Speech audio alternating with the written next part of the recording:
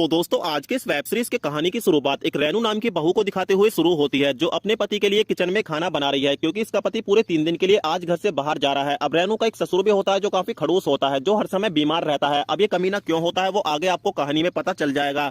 अब इसका ससुर अपनी बहू को अपने कमरे में बुलाता है और इसको बोलता है कि बहू, मेरा नहाने का वक्त हो गया है, तो तुम मेरे लिए पानी गर्म कर दो और मुझको बाथरूम में लेकर चलो।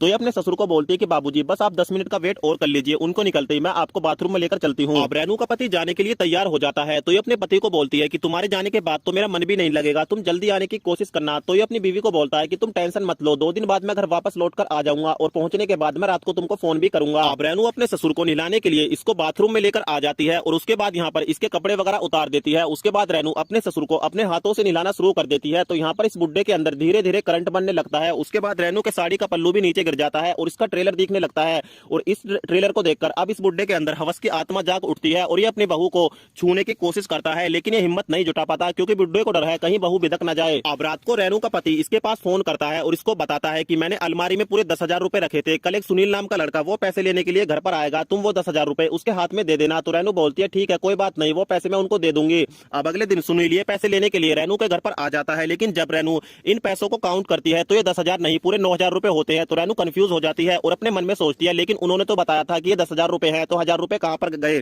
चलो कोई बात नहीं, फिलहाल 1,000 रुपए मैं अपनी तरफ से डाल देती हूँ। अब ये पूरे 10,000 रुपए हो जाते हैं और रेनू सुनील के हाथ में 10,000 रुपए देकर इसको यहाँ से विदा कर देती है। अब रेनू को पता चल जाता है कि वो 1,000 रुपए किसी और ने नहीं बल्कि घर के नौकर यानी छोटू ने चुराए हैं, क्योंकि रेनू छोटू को इसकी गर्लफ्रेंड के साथ फोन पर बातें करता हुआ सुन लेती है। उसके बाद छोटू भाभी से माफी मांगता है और बोलता है कि भाभी प्लीज इस बार मुझको माफ कर दो, आज के बाद ऐसी गलती दोबारा नहीं होगी और इस बारे में भैया को कुछ मत बताना। तो इसको वार्निंग देती है और बोलती है कि इस बार तो मैं तुझको छोड़ रही हूँ, लेकिन अगली बार तूने चोरी करने की कोशिश की तो तू नौकरी से तो जाएगा ही, तेरी पिटाई अलग से होगी। अब रात को बाबूजी के खाने खाने का वक्त हो जाता है, तो ये अपनी बहू को बोलते हैं कि बहू अब मुझसे अपने दांतों से खाना नहीं खाया जाता, क्योंकि अब मेरी दाढ़ में काफी दर्द रहता है, तो तुम अपने मुंह से खाना चबाकर मुझको खिला दो। उसके बाद रेनू ऐसा ही करती है क्योंकि ये इसके ससुर जी हैं, ये इनकी बात नहीं टाल सकती। अब उसके बाद रेनू अपने मुंह से खाना चबाकर अपने ससुर को खिलाना शुरू कर देती है और इस बुड्ढे को काफी आनंद आने लगता है।